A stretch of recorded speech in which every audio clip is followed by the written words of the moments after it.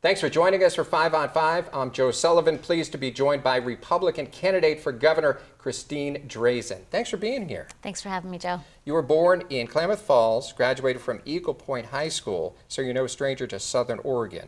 If you were elected governor, what can you do for the people of Southern Oregon that is not being done right now? You know, the people of Southern Oregon are being ignored by the politicians that are primarily focused on Portland. And living down here is really different than living up in the metro area.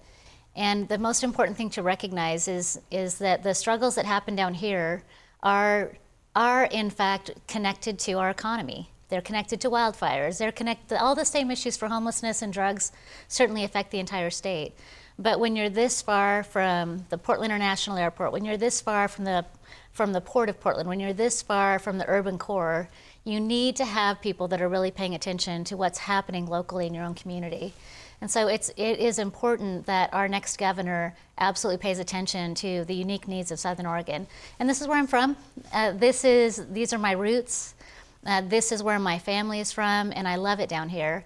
And when I was growing up, my dad, of course, worked in the lumber mills. That was the era in Klamath Falls. And I talk an awful lot about that right now because when it came to our family growing up, it meant that the economic impacts of those lumber mill closures meant that we weren't as stable as my parents would have wanted. It meant that we did rely on food stamps. It meant we did struggle. And so many families are feeling that right now across our state, but in particular in the more rural parts of our state.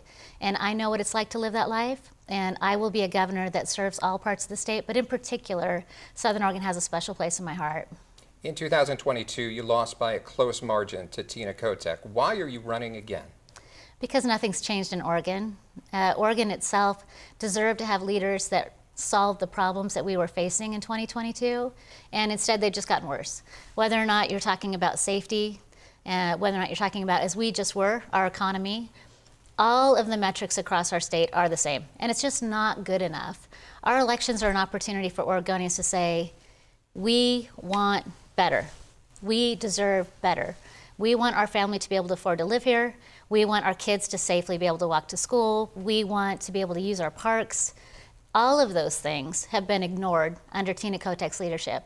Every single metric in our state has continued to decline under her leadership.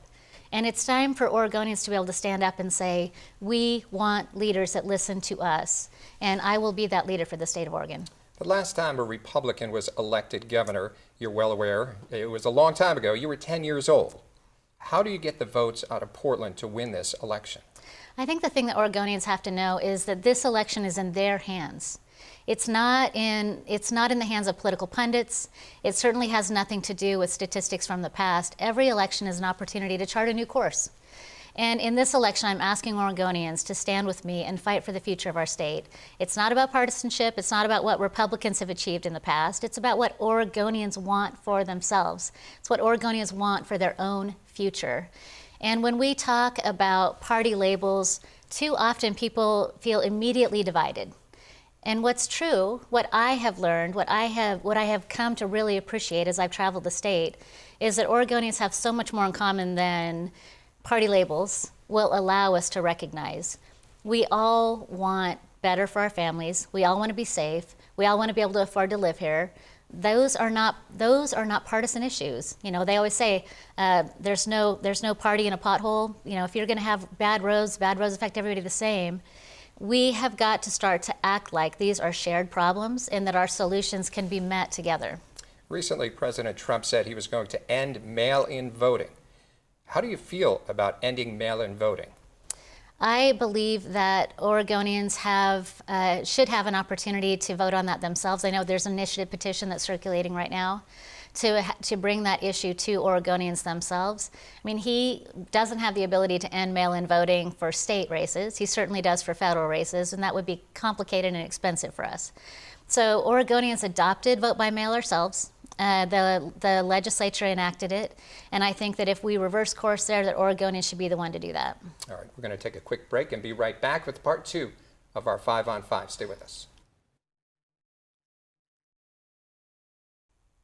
I'm Joe Sullivan. Welcome back to part 2 of our 5 on 5 with Republican candidate for Governor Christine Drazan. The Republican primary is set for May 19th. If Chris Dudley decides to run, it'll be a very interesting primary, two very popular Republican candidates. What's your difference between you and Chris Dudley? You know, I am a lifelong Oregonian. This is my state. I am born and raised here. I'm fifth generation. And every opportunity that I've ever had to work on the problems that face our state, I have stepped up. I have led. I have been in the fight. I've gone toe-to-toe with Tina Kotek, and certainly I've gone toe-to-toe with people that would choose to harm our state moving forward. This will continue to be my focus. No matter what happens in this primary, I am the one with the leadership experience to be able to lead our state forward. Do you think Oregonians should have to pay higher taxes, in particular gas prices, to fund the transportation bill? Oh, Joe. Joe, this was a battle in this last legislative session. Tina Kotek and the folks in the legislature proposed a $15 billion tax increase on Oregon families. It was a 500% increase in what people are going to pay for what workers would pay in payroll taxes. 500% increase in just that one tax. At the end of the day, we stopped them from moving ahead with that proposal, but they moved ahead with a proposal that Tina Kotek is delaying signing right now. Now that, I think Oregonians can't afford it. Let me just be really clear about that.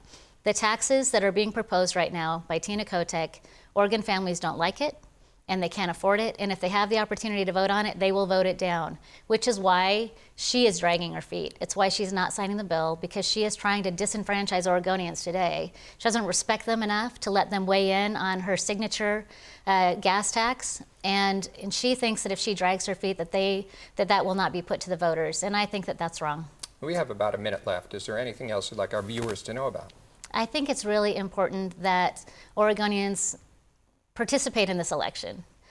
Far too often we have people that feel like their vote doesn't matter. We have people, I was raised in Southern Oregon. I know sometimes how it can feel to be in the part of the state down here where they say, oh, Portland's going to decide. Portland's going to have the last word on this. That's just not true. In this election in particular, this race will be decided by the people that show up. And Oregonians have the opportunity in this race to say they want a brighter future, they want hope for tomorrow. I believe it's possible to make Oregon the number one state in the nation, to start a business, grow a business, have a family, and get a world-class education. And we need to be ambitious for a future that is big and bright for our families and the next generation. I look forward to asking Oregonians for their vote. All right, thank you very much, and thank you for stopping by our studio today. Thank you. All right, stay with us. We'll be right back with more local news.